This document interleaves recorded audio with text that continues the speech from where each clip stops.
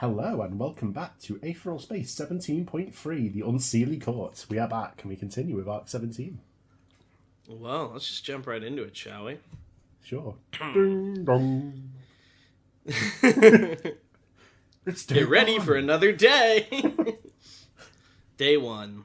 Jessica woke just as the sun was beginning to peek through the curtains of her bedroom. As her eyelids fluttered open, a soft smile spread across her lips. This was the best time to wake up. She knew this, and her house knew this too. That was why it made sure she stayed asleep until that time every single day. Still, for some reason, she felt like she hadn't slept too well last night. Bad dreams? If so, she certainly couldn't remember. Even if she was still a little tired, she couldn't stay in bed long, though. Yana woke up at the same time as her, at the same time as everyone in Z-Pan. Jessica needed to make sure she was ready for the day. Yana was still sleepy as Jessica dressed her, but maybe that was just another good thing about waking up at this time. It meant that Yana didn't yet have the energy to cause a ruckus, as all 5-year-olds inevitably desired. If Director Pandershi had gone so far as to consider that, then he truly was a genius. Jessica knew... For some reason I thought, I missed instead of you yawning as you taking one of your teeth out. It's like, don't. Jessica knew her daughter's docile mood wouldn't last long, though, and they had a tram to catch. Breakfast had been delivered through the courier sheet before they'd woken up. 2 brightly colored pills, one for Jessica and one for Yana. While breakfast was the most important meal of the day, it also took up a good chunk of time, so Director Pandershi had decided to innovate on the eating experience. This is what it feels like to live in a fucking musk colony. Elon Pandershi. As Jessica swallowed her breakfast pills, she reminisced fondly of the pancakes she'd eaten. These pills had all the nutrition required to start the day, but better than that, they had a pseudo-synesthesia effect, generating phantom memories of eating a full breakfast. Well, they tasted fantastic. At that point, I feel like it's less expensive to just eat breakfast, dog. Yeah, but now you only had to eat a pill. They tasted fantastic, too. Is the extra 20 minutes worth the cost of making yes. that? Okay. People said that once you ate food from their mood, you belonged to it forever. Jessica didn't doubt that for a second. She'd been born in Z-Pan, so she'd never known a time before she belonged to it. But Jessica knew she was fortunate to have been born into this golden era. Before Director Pandershi and his followers had overthrown the foreman, the planet had been a miserable place where death and suffering had been constant companions. Now, Nermut was where all needs were taken care of, and all happiness fulfilled. As they finally went to leave through the front door, Jessica noticed the amber light atop the frame. She held back a sigh that she hadn't really wanted to let out anyway. They were in a hurry, true, but after all that Director Pandershi had done for them, she couldn't exactly balk at a simple gratitude lock. Have you ever played, Stellaris? Yes. There's a path to victory in Stellaris, where you just, make your people, a unified conscious and then pump them full of, happiness drugs all day. So that they never, think. Sorry, hang on. I'm a little stuffy. Give me 1 sec. Ugh. She leaned in towards the door, and the monitor on it activated, displaying an image of Director Pandershi in one of his many wonderful forms. A pleasant-looking young man with curly white and orange hair. He smiled at her. She smiled back, wide as always so the camera could see clearly. "I love you!" she exclaimed, and the gratitude lock clicked green. The covenant fulfilled. Jesus Christ. Oh my god, what a loser this guy is. It wasn't every day that she had to use a gratitude lock to leave the house, of course. That would be ridiculous. At the start of each day, it was randomly determined which facilities in the ward would require a gratitude lock to use. Tomorrow it would be someone else's turn to thank the man who had saved them from everything. The tram took Jessica and Yana down towards the health center, where their wellness check had been booked. It was full that morning, all of the passengers in their assigned seats as the tram slid through the streets of Ward 3. Jessica sighed dreamily as she looked out of the window, taking in the vista of the ward. It was just her humble opinion, but Ward 3 surely had to be the most beautiful in Z-Pan. Director Pandershi had seen fit to grant the citizens here a tropical paradise. All palm trees and blue skies and white sand and singing insects. Just the sounds, though. No actual insects. That would be gross. A long artificial beach stretched on as far as the eye could see, a crystal-clear tide ebbing and flowing. If Jessica had to name this place, she surely would have called it Paradise. Ward 3 was a fine name, too, though. Director Pandershi had named it, after all. It was better than any name that Jessica could have come up with. Jessica had always been enamored with Ward 3, ever since her family had been transferred here from Ward 6 when she was a child. That wasn't to say she hadn't liked Ward 6, though. Ward 6 was wonderful, too, even if it couldn't be further in appearance from Ward 3. It was always winter there, but never cold. But regardless of which ward she lived in, Jessica was just grateful her daughter had been born on Near Moot, that she was lucky enough to grow up in Zepan. Not everyone was so fortunate. The outside world was a living hell of greed and blood and famine. News from outside was uncommon. Other governments were too primitive to have robust means of communication. But when it did come in, it was invariably about the atrocities those depraved states exacted upon their own citizens. In Zepan, though, there was no such thing as money. There was no such thing as war, and there was no such thing as hunger. The director gave everything and took nothing away. They truly were lucky to have been born into his care. The tram finally came to a stop at the health center. It was perched right on the coast, so that you could go right to your scheduled recreation on the beach after you'd had your wellness check. Director Pandershi was thinking of everyone's happiness, even in these tiniest of ways. "Love, love!" Yana squealed excitedly and charged off as soon as they got off the tram, and Jessica saw why immediately. Everyone's favorite mascot, Puck, was dancing and playing in the lobby. "Love, love!" Its high-pitched, childlike voice rang out. "Love, love!" Everyone loved Puck, just like everybody loved the director, even if Jessica wasn't quite sure what Puck was meant to be. His huge head sort of looked like an onion, so was he a plant man? It didn't matter. The children loved him. A crowd was already bustling around him, shouting out questions and requests. "Love, love!" it squeaked. "Love, love!" the crowd echoed. Did you just, wholesale lift Puck from Berserk? No. Well, Puck's from mythology. No, I know, but, they also, in Berserk, they make, the chibi Puck always have an onion head. Oh, I didn't maybe unconsciously I did that. That wasn't my intention. No, you're good. It was probably a coincidence. Jessica smiled ruefully as Yana joined that crowd and took a step forward to follow her. They were all ready for another peaceful day, just like every other peaceful day. That was just how things were in Ward 3. That was just how things were in Zepan. But today was the day. Today was the day that, for the first time in 4 years, blood flew through the air of a ward. The doors to the meeting room slowly opened. Unlike the rest of the Fortress Oberon, this chamber where the Unseelie gathered was pitch black. No, to just say it was pitch black would be to do it an injustice. It was a void. The walls and floors and ceilings were so dark they didn't seem to exist at all, making it look like the room just stretched on forever into the abyss. A round table hung in the middle of that void, bright white and emitting light, surrounded by 6 chairs. It shone as a ray of hope in the infinite darkness. Save for the 6th, which had belonged to the former nebula, these were the thrones of the Unseelie. While the majority of Zepan's internal and external security was provided by Pandershi's specially enhanced automatics, he still desired humans as his direct subordinates. Hold on. But not just any humans would do. For positions within Oberon, Pandershi trained and recruited from the prestigious Ward 1, but there were a limited set of skills that could develop within the confines of Paradise. For truly interesting people, one had to look outside. The Unseelie were what Pandershi had found. They were his personal security, his enforcers, his bodyguards when required. To the people of Zepan, they were heroes. To Zephyr Pandershi, they were truly precious companions. They entered the meeting room. "So," a girl's voice rang out as she strolled ahead of the pack, hands behind her head. "Any idea what this is about? We just got back from the city and we've already got to attend one of these meetings? It's a pain in the ass." Unseelie Fist. Name, Song Shu. Age, 25. Place of birth, Jinhua. Height, 4'9". Weight, 252 pounds. Ability, Twin Fang, Utter Destruction. Song Shu was a slender young... Wait, she's 4'9", 252 pounds, and she's slender? Indeed. Ow.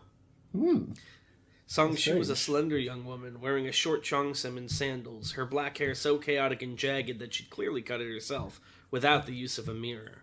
She rolled her crimson eyes as she pulled out a chair, sitting down first and putting her feet on the table with a loud bang. "Must thou be so discourteous?" the next one to sit down said, his voice gruff, although it sort of seemed like he was making it gruff. "This is the crucible of our endeavor. Thy impropriety is a disgrace."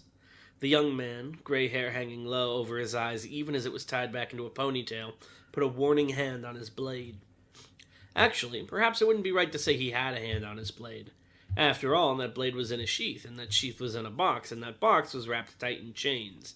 It hung from his hip all the same, though. Unseelie sword. Terada Takeo. Age 21. Place of birth, Lonian. Height, 5'6". Weight, 134 pounds. Ability, Jikininki. Aether armament. Terada wore a ragged dark cloak, although he hadn't known the cloak long enough for it to become ragged naturally. And once he was done speaking, he pulled an orange scarf up to cover his mouth. No matter how you looked at him, he was the archetypal wandering samurai. It had taken a lot of time, and probably a lot of reference in comic books to perfect such an aesthetic. Song Shu didn't seem that impressed, though. "Thy impropriety?" she giggled, putting a hand over her mouth. "Seriously, rookie, if my impropriety gets you that worked up, you can just go back to your room and jerk off, you know?" Terada turned a bright red and slammed his fist against the table. "Silence, wench! My body is a temple! To imply that wench!" Songshu cackled, throwing her head back. She turned as another woman sat next to her. Hey, babe, are you hearing this? He called me a... "I heard," the other woman said calmly, hands clasped on the table before her. "Can we begin? I've just realized something." You aren't subtle. What have I done? These are just the clackers, aren't they? You figured it out. This was in my head. This was in my head, I have to admit. I already had the Unseelie as characters, but I was like, it'd be interesting to have them each have a weapon representing them. So it's not full. Isn't the naming scheme. I got your ass. I don't know how to pronounce. You have to correct me on how to pronounce these names, by the way, because I'm not trying to be ignorant, but I literally just sat down from a flight and I'm reading all this. For this one, you can pronounce this next one however you like, because it's not really based on anything in reality except vaguely Frenchish. We Matispator, age 28. Place of birth, Monadere Refugee Fleet. Height 5'10". Weight 170 pounds. Ability, Le Fauves. The tall woman put her battle axe, black brush, down next to her chair with a mighty thunk. Wei's long-handled weapon truly was massive. The gnarled blade alone was bigger than her girlfriend's entire body. Wei pulled her white fur cloak tight around her muscled body and adjusted her pale blonde hair, tied into braids, before looking out over the table. Is this Mei Mei? No. "Where's the commander?" she asked. "If this meeting is so important, I'd have expected him to attend." "Busy." The word was growled hell-deep by the towering figure that stomped into the room last. Stomp, stomp, stomp. Every footfall seemed intended to do as much damage to the floor as possible. Shouldn't there be 5 of them, though? Well, the commander is apparently not here. Yeah, but you said there were 6 chairs here. One's for the former Nebula, is said. Oh. The word was growl... Oh, sorry. Every footfall seemed... Blah, blah, blah. This was a deeply angry man, after all. Unseelie gun. Name, Maxim. Age, 201. Place of birth, World Walden. Height, 7'4". Weight, 2,921 pounds. No, that's 292. Ability... 292 pounds. My apologies. Ability? Maxim wore a wide-brimmed black hat and a severe black long coat, all to conceal his body from sight. It wasn't hard to see why. The only part of his face visible between the rim of his hat... the rim of his hat and the color of his coat was a perpetual grimace of razor-sharp teeth. Assimilation into the hive of Malkuth generally wasn't pretty to look at. Apart from the commander, Maxim was the one who had been part of the Unseelie for the longest, and more than that, he was Pandershi's research partner. His specialty was in anti-aether measures. Some might have called it his obsession instead, though. "The commander," Maxim seethed, "is dealing with a situation. We will proceed without him." One thing is with maybe if the accent, because I know the Samurai Boy has a bit of a Southern accent. Maybe slightly. Look, I don't know if you can do this. If slightly German for Maxim. I don't know how to do deep and German. Okay. I also don't know how to German without doing a comical stereotype. Yeah. "The commander," Maxim seethed, "is dealing with a situation." Never mind. You sound like you fucking Trade Federation from Star Wars. Yeah. They're in the ventilation shaft. Without him. Yeah, I can't. Ich liebe dich. Okay, never mind. No, now you locked it in, so... He Please, sat this down is in a a chair serious larger character. than We the can't talk others. like this. Maybe you should have thought about that. But I Table. hedged that suggestion as much as possible. Immediately, a hologram flared into life above them, displaying an image of a young man's face. It was a face the whole galaxy should have recognized. The face of the Supreme. In the early hours of this morning, Maxim growled, Director Pandershi, with the assistance of the Dark Star Organization, successfully transferred the Supreme into our custody. So he has Dragon's face right now? Well, he's displaying it. He's the hologram above the table. Oh, I see. Okay. Songshu whistled. Neat. Does that mean Zep's the Supreme now? The position of Supreme... Oh, wait. Who's talking? Where? Oh. The position of Supreme is passed on by killing the predecessor, not just by defeating them, Wei answered, eyes closed and arms folded as she took in the information. Besides, I don't think the director has any ambitions in that direction. Or am I wrong, Lord Maxim? Maxim's eyes were not visible. It wasn't certain whether he still had eyes, but everyone present knew he would surely be glaring daggers. Do not interrupt, he spat. Songshu held her hands up. My bad, big guy. Go on, tell us about the thing. Don't hold back. Director Pandershi has used the Supreme as raw materials for the permutation ritual, Maxim explained. As such, 11 variants of the wretch have been scattered throughout the Z-Pan area. I thought they didn't do that till day 2. No, this is like day 1. Then he encountered the Musashi and Roof on day 2. As defenders of this vile city, tell us how you really feel, Songshu muttered. It is our duty to capture or neutralize any of the filth that have appeared within the city itself. We've identified these already. The image being projected over the table changed, cycling between a gallery of shots taken by cameras and drones. A man in a white hat and a suit, escaping Z-Pan through an exterior airlock. His eyes were cold, and smoke drifted from the barrel of his revolver. But what about his candlestick? He didn't have it. Someone in a long red coat, his face covered in bandages, his silver hair long and wild. He was ducking into an alleyway in Ward 6. High above the city ring outside of Z-Pan, a pale specter floating in the sky. The shot was taken from a distance, with only a blur for a face. In Ward 2's maintenance level, a multi-jointed arm reaching out of an air vent, its fingers ended with metallic claws. Whoever this was, they'd clearly received significant cybernetic augmentation. Neutralization would be preferable, Maxim hissed. It befits vermin to be exterminated. Pardon, Lord Maxim, Wei spoke up, her cool blue eyes looking up at her senior, but from what the director informed me, there's a very particular variant that requires capturing, not neutralizing. The entire purpose of the permutation ritual was to obtain it. Or am I mistaken? You are not, Maxim replied. Director Pandershi has activated the permutation ritual in order to obtain a variant along the lines of this. The image changed one more time, now displaying a mock-up rather than actual photo. It was another version of Dragon Hadrian, of the Supreme, his eyes a bright and glowing red. He was covered in red, in fact. Not clothing, but some kind of growth sprouting from his skin. Extensions of the material even waved from his back like tentacles. Oh! Is this the variant where he got infected by evil TM Panacea? The orange one? Tarada chuckled. Panacea, huh? Foo. Prithee, now things are getting interesting. Shall I hunt down this miscreant? Jiki Ninky hungers, and who am I if not the abattoir? Hand me the X, oh chef. Silence! Despite the fact that Maxim was the one that had requested Tarada's recruitment to the Unseelie, he wasn't any more tolerant of the young man's nonsense than anyone else. Tarada lived in a world of his own, where the things he said must have been far more impressive. Perhaps mysterious wasn't the right word, though. More often, he seemed to be investing all his efforts into making himself seem mysterious and enigmatic. This variant we have designated Sagittarius, Maxim continued, as if Tarada had never even spoken.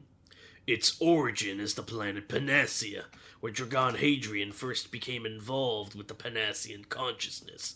The consciousness had been split, A malignant aspect called the Red Panacea was assuming control. In our history, Dragon Hadrian maintained his humanity and avoided being subsumed by the Red Panacea. The Sagittarius variant would be one that suffered the opposite fate, one that became the core of the Red Panacea itself. In short, a perfect repurposed. It would be nothing less than a walking natural disaster. Oh, cool. Songshu drummed her hands on the table. Cool, cool, cool. And Zep's risking something like that appearing in the middle of the city. Why? Songshu, Wei said sharply, show some respect. Across from Songshu, Tarada smirked at her being scolded, but Maxim was the one who answered. Just as you served as a blueprint girl, Maxim said, Sagittarius will be the same. You don't need to know more than that. Songshu sucked in air through her teeth.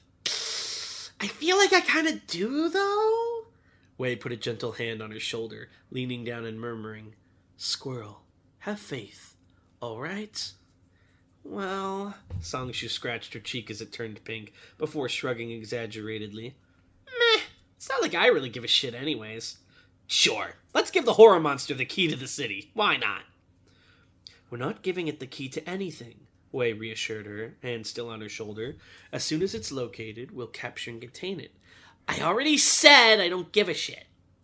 Such language, Tarada ran a finger along his forehead, as if to impart some great wisdom, is unsuited to a fair maiden. Oh, and you can fuck off. Such a tiny dick is unsuited to a Lord Maxim, Wei said, raising her voice to be heard over the argument developing between Songshu and Tarada. My apologies for questioning our superiors, but the situation as you've just related to us seems grave indeed. Surely the commander should be hearing about this as well? What could he be taking care of that is more important than this? Maximum. Whoa, you fucked up. He leveled up. Maxim let out a low breath. That familiar noise was the closest thing to laughter Wei had ever heard from him in her years growing up on Oberon. The commander is dealing with this. There was blood. Oh, is supposed to not be italicized. Yeah, he's emphasizing it. The commander is dealing with this. There was blood on the sand, blood on the water. Not in, on. What a crazy place he'd ended up in. This wasn't a real beach, he could tell that straight away. The water was far too clean. More than that, though, was the way it pushed everything up. You had to make a real effort to be submerged, otherwise you'd just end up on top like it was solid. More like jello than water, he guessed. You couldn't drown even if you wanted to. Talk about overprotective. The sky wasn't real either. It was nice and blue and pretty and shit, but you could see it. Beyond the white clouds and beyond the blue sky, the faint curve of the ceiling. An artificial habitat, then. Where? Who cared? I'm more interested in you, buddy boy. The man sitting atop the water grinned, looking down. The man had short silver hair, just barely longer than a buzz cut, and jet black eyes without pupils or sclera. A wide grin seemed fixed on his face, as though the entire world was exciting him at all times. His muscular body was covered in sharp and jagged tattoos. No way. Like someone had painted broken glass over his skin. And that skin was quite visible, as the only thing he was wearing was a bathrobe and a pair of boxers. His name was Dragon Hadrian, but nobody dared say it to his face. Instead, they called him the Dragon. Did you add this on my request, or was this already prepared? He wasn't called the Dragon, but therefore I couldn't think of a better name for him. He was the strongest contender, if you didn't count the other four. He looked like he was here for a spa day rather than a murder. I love the Dragon. Don't worry, little bro, I've got this. Murder? Yeah, murder was the right word. This couldn't be called a battle. His heartbeat was still at a steady rhythm. You probably can't hear me anymore. Oh no, hold on. You probably can't hear me anymore, the Dragon said, looking down at the young man he was holding under the water. But your energies are fucked, dude. The variant of Dragon Hadrian that the dragon had encountered here, I assume Dragon Hadrian, had probably been the unluckiest of them all. From the looks of it, he'd been a version that had never even unlocked Aether to begin with. Oh! He'd been clad in a yellow work jumpsuit, and through the open wounds that now covered his, let's be honest, corpse, the dragon could see the wreckage of cybernetic implants. Cheap stuff, too, not like the cutting-edge artificial eyes the dragon had. Most likely this guy had ended up with their old man and become a spacer then. The dragon didn't know if that was unlucky or not, but it had certainly been bad luck to come into existence where the dragon could smell him. "That's enough of that," the dragon muttered, releasing his grip on his alternate corpse. The broken body was flung up onto the surface of the water immediately, sparks leaping from what was left of its face. Was that dragon happy? Did he love his dad? Not really, no. He was, That was a hard life. Joe. He was the blue-collar dragon. This is fucked up. The dragon stood up over it, joints cracking as he stretched. No, that definitely hadn't been a battle. Maybe not even a murder nor a workout. At the very least, the dragon would have liked a warm-up. He cast his gaze towards the beach. These guys would have to do, he guessed. A crowd had gathered on the edge of the water, a wall of pale faces staring at him without even daring to blink. Do they all have the same colored aether, the Dragon variants? The majority would, yes. Like, it would have to be a really weird, far diversion to have a different aether colour. Men and women and children like statues. Most people would have picked either fight or flight in a situation like this, but it seemed like this lot had had that instinct coddled out of them. Neither fight nor flight, but instead freeze. The dragon chuckled to himself as he began to walk across the water towards them. He wondered if this was how it felt to work in a slaughterhouse. "If I bully you guys for a little bit," he wondered aloud, "will anyone interesting show up?" Only one way to find out. "Killing arts! Oxygen palm!" Screams rang out from the crowd as the dragon thrust his palm forward, projecting air pressure towards them like a runaway car. Some finally began to turn and run. Too late, too bad, so sad! The dragon grinned to himself as his invisible palm print pushed forth to crush flesh and snap bone. Only, it never reached its destination. At the last moment, a figure leapt out of the sky and blocked the attack with a triangular shield. The clang of impact rang out, every piece of glass for miles around vibrating like their lives depended on it. The dragon whistled appreciatively at the block. "Nice, very nice," he called out to the new arrival. "Don't think we've met before, pal. Unless you're the version that got plastic surgery, I don't think you're me either. You're local." His opponent lowered his shield. Unseelie Shield, Supreme Commander of the Seelie Rangers. Name, 1 star. Age, 98. Place of birth, height, 6'3". Weight, 192 pounds.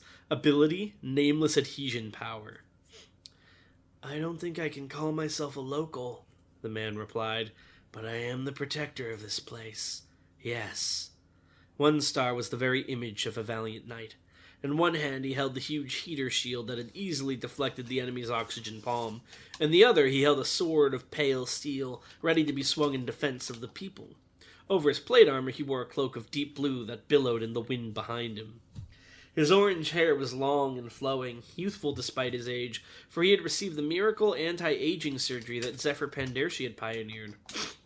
With the hands of time turned back, his face and his voice could be called nothing less than serene. Wow, I got that off the cuff. Yeah. That face, so relaxed that his eyes were closed even now, as if he were sleeping. Oh, he's got like the Brock thing going on. Yeah, he's got his eyes closed. That voice, deep and rich, without even the slightest trace of tension. He turned over his shoulder at the children behind him. "Are you all right?" he asked kindly. A loud cheer rang throughout the crowd. The fear that had intruded upon Zepan had vanished in an instant. Now that 1 star had arrived, the people knew that fear no longer needed to exist.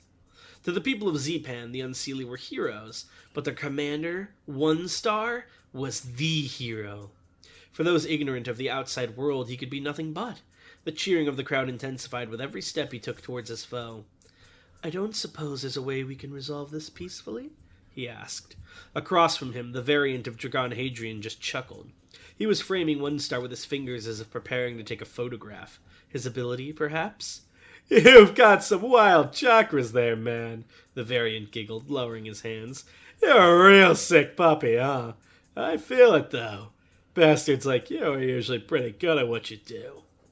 "Your assessment saddens me," 1 star replied, still smiling gently. "I take it you're the sort of person who won't be satisfied with anything less than violence?" "Of course," the variant raised his fist. "What other point is there in being alive?" The enemy moved first, seizing hold of the corpse at his feet and hurling it towards 1 star in a blast of bright blue aether. Swinging his shield, One Star deflected the carcass, charging in himself and swinging the flat end of his sword right at the Variant's head. Cackling, the Variant blocked the blow with a high kick. Fist met sword, foot met shield. This battle would last nearly half an hour, but the people of Ward 3 would feel no fear from it at all. What was there to fear, after all? This was the paradise of Zepan, and this was just another page in the legend of their One Star. Puck's cry echoed, the purpose of the very city. Love, love! Love, love! Love, love! Day 2. A toy Musashi clenched his fist, standing his ground as the incoming vehicle reached the side of the ruined convoy. The bike slid to a halt just a few meters away. Sitting astride it was a man with long orange hair, clad in a blue cloak and a suit of armor. A sword and shield were strapped to his hips, but he made no move to retrieve them as he dismounted the bike. His eyes closed, he smiled benevolently towards Musashi. "Good afternoon," he said. He waved a hand towards the destruction. Whoa, this loud typer boy. Sorry. "I take it this was your doing?" Keep him talking for a time before breaking away to escape. You must give Miss Blaine her opportunity to create distance." "That's right," Musashi replied calmly. "I see." The man rubbed his chin in consideration. "May I ask why?" "Before I answer that question," Musashi said, "may I ask one of my own?" "Of course, your words are your own." "Am I right in saying you are in the employ of Zephyr Pandershi?" Musashi asked. "You are." The man nodded. "I would call that astute of you, but all people on this planet work for the director. All save for the most recent arrivals." "Myself and Miss Blaine?" "Among others," the man replied. "As a knight, I'm compelled to ask your name before I engage, but I fear you've revealed it to me already. If you are the one that arrived alongside Ruth Blaine, then you must be a toy Musashi, no?" "That's right," Musashi nodded. "That's a shame," the man sighed, drawing his sword. "I'd hoped to capture you non-lethally, but the director's instructions on this matter were clear. I'm afraid I have no choice but to dispatch you here, good sir." A radiant ignited from Musashi's palm, casting white light over the burnt side of his face. "It seems both of us are in difficult positions," he said gravely. "You know my name. Before we clash, may I ask yours?" The man smiled. "Of course. My name is One Star." A toy Musashi's heart became a weight. His throat was scorched by his own hitch of breath. The radiant he'd been holding steady wavered just a little. A single thought went through Musashi's mind, as it must have for hundreds of others when he heard that name. "Can I kill myself before he gets me?" One Star. That name was known to all who journeyed through the mechanisms of the Supremacy. It was the name of a man who had lived in a time of absolute darkness. A creature that had butchered as part of the kitchen that had terrorized the galaxy. A monster stained in blood and misery and cruelty. If he spoke true, then this knight in shining armor had once been the right-hand man of Henry the Glutton, the most depraved supreme to ever stride across the stars. You need to fix his age, Tanhoney. Mm-hmm. Nyan's over 100. It doesn't make sense for him to only be 98. Henry would have been dead by then. You're right, I'll have to fix it. I'll do it right now. Should make him like 120 or 130. It's probably fine. There we go, it's fixed. 119. He's barely older than Nyan? Was he his right-hand man is like a 10-year-old? No, he's 125. So he was young, though. Yeah, okay, he's 129. He's getting older. He's aging. The anti-aging surgery, it's stopped working. You just need to do math. How old? All right, how old did you want him to be? He was a young guy at the time. We'll take it. All right. We have some Aether questions for you this week, don't we? Yes, we do.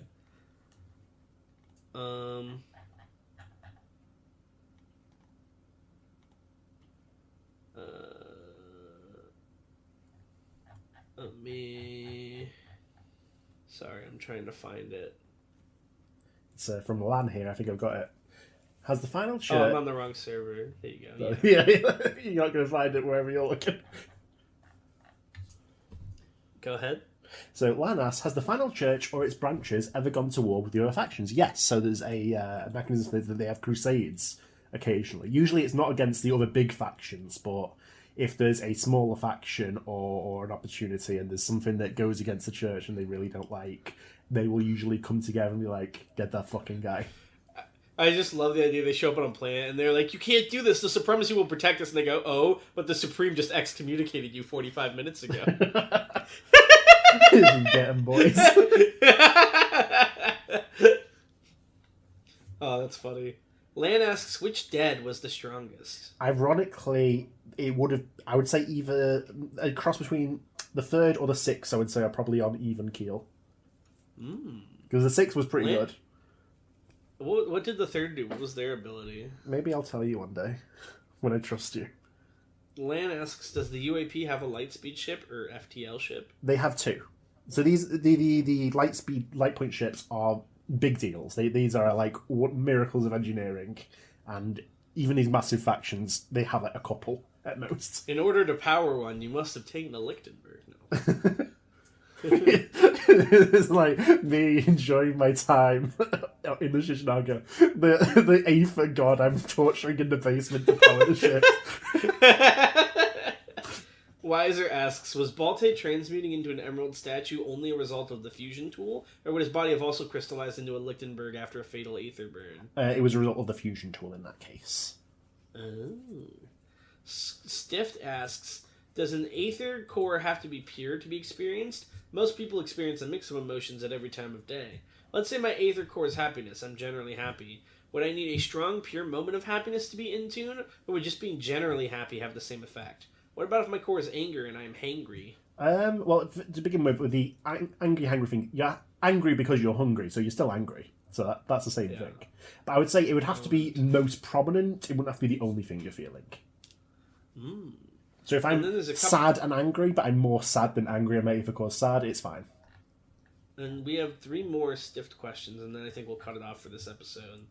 1. Is creating an Aether technique that tells you another's core hard? Was the teacher goated, or is that something most people could construct? It requires a really, really in-depth understanding of Aether and the knowledge of how it all works. So he's pretty goated, and that's why he made the big books. 2. Is it possible to forcefully change another's Aether core? What about willingly? I would say either way, regardless of if you want to have an ability to change someone's Aether core, essentially what you need to do is change their personality to such a degree that they're a different person or has a different Aether. That would be the way to do it. 3. Is the prince the only thing of its kind, or have other people made Aether AI? Is this forbidden or just hard? There's similar things. We've seen the choirist from the Final Church. He severed off a bit of his consciousness and made a little fairy companion out of it. So that's a similar sort of thing. We also saw the Prince Regent. Yeah, exactly. Yeah, exactly. they were making war crime GPT up in there. They really were. Prince GPT. Oh my god. Alright, let's call it there for now. Thank you guys for watching. I need you to carry on my will. Peace and joy from mankind. That's a wonderful sentiment. And honestly, you're pretty special for being able to think of that. Would you like me to create some lists on how to make peace and joy from mankind? Thank you all for watching, and we will see you next time. Bye. Bye.